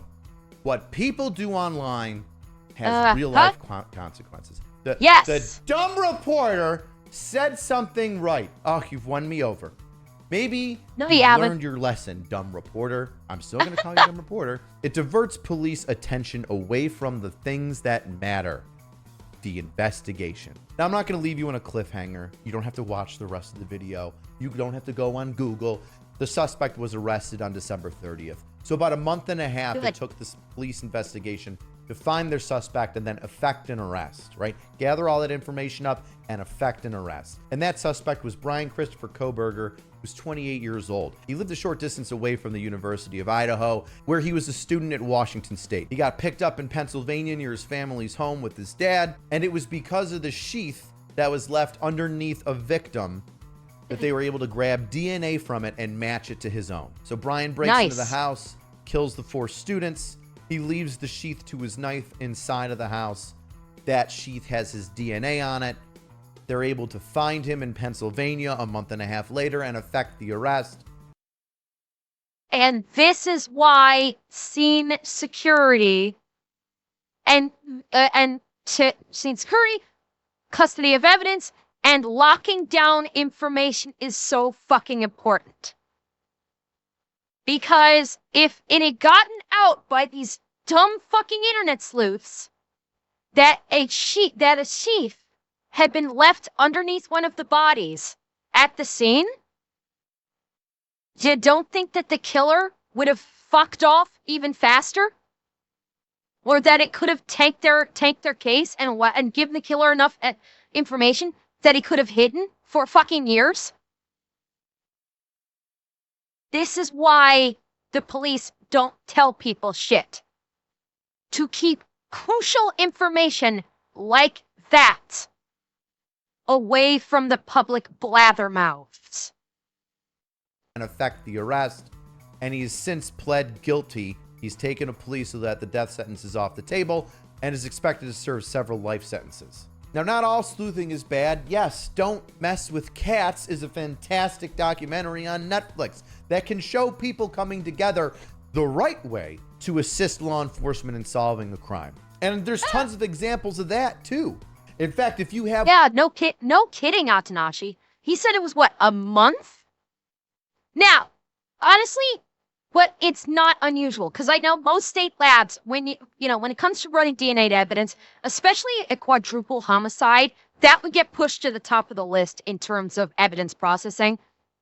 So I imagine as soon as they found that sheath and it went right to the state lab, that was probably put at the top of the list, and they ran the DNA on that one. That was a priority. So, well, no, but no, that's what I'm saying, Atsunashi. Because when it comes to significant major crimes, and in this case a quadruple homicide, they will get put to the top of the list. So they'll finish processing any that they're currently working on, running DNA, doing DNA comparison, DNA search, whatever, and then they'll get that next one right away, because crime of this nature does take priority. So, one that you'd like me to break down, link it below in the comments.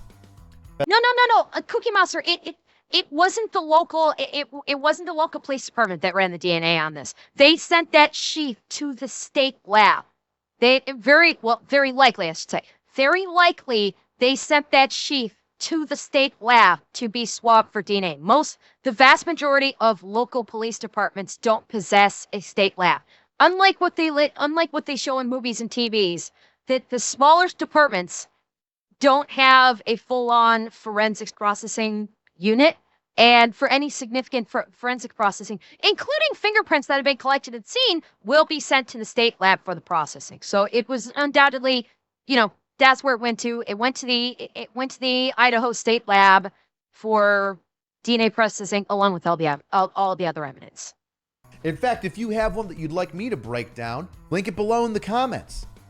Best way to support the channel is get yourself a shirt. This old crack house. A bad bitch. Do you know a bad bitch? How about a POB? Cheapest way to support the channel is to leave a comment. No. Go ahead and link some of the investigations you'd like me to look into if you enjoy this more longer format and me breaking down investigations, especially when it comes to internet sleuths and the things that they jack up. Or ones where internet sleuths actually help out an investigation. See you next time, weirdos.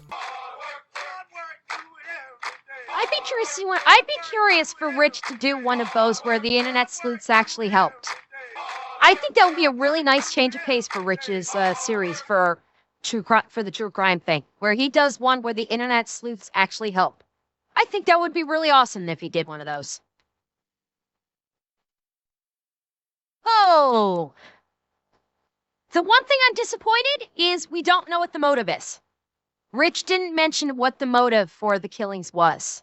And just out of curiosity, I would have liked to have heard what his motive was for murdering those 4 college students. Oh well.